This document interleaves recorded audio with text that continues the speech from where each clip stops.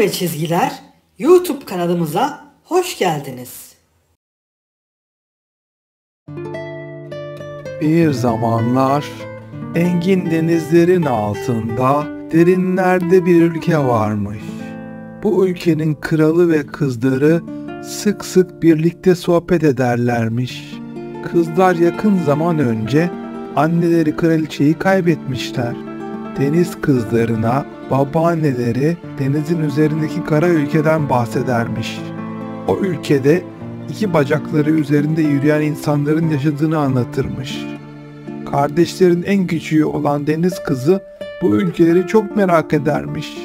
Deniz kızlarının 20 yaşlarını doldurmadan önce deniz yüzeyine çıkmaları yasakmış. Küçük deniz kızı büyük ablalarının gezilerini onlardan dinlermiş. İlk fırsatta kara ülkesini görmek istiyormuş. Aradan zaman geçmiş ve artık küçük deniz kızı da 20 yaşına gelmiş. Bir gün denizin yüzeyine çıkmış. Bir tekne görmüş. Üzerinde çok yakışıklı bir prens varmış. Deniz kızı prensi görünce çok etkilenmiş. İçinde onunla tanışmak için çok büyük bir istek duymuş. Birden bir fırtına çıkmış. Prensin teknesi fırtınada alabora olmuş. Prens suların içinde çırpınırken kendini kaybetmiş. Küçük deniz kızı prensi kurtarmış. Kıyıya çıkarmış ve nefes almasını sağlamış. Prensin gözlerini açmasını bekliyormuş. Ama uzaktan birkaç tane insan kız belirmiş. Prense doğru geliyorlarmış. Küçük deniz kızı prensi bırakıp tekrar denize dalmış. Deniz kızı ülkesine döndüğünde o prensi bir türlü aklından çıkaramamış. Büyücüye gitmiş.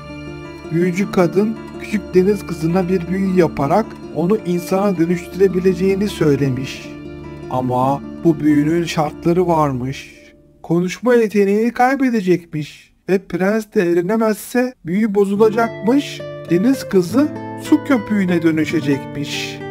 Deniz kızı bunu kabul etmiş ve büyülü iksiri içmiş. Birden bacakları belirmiş ve insana dönüşmüş. Hemen prensi bulmak için kara ülkesine gitmiş.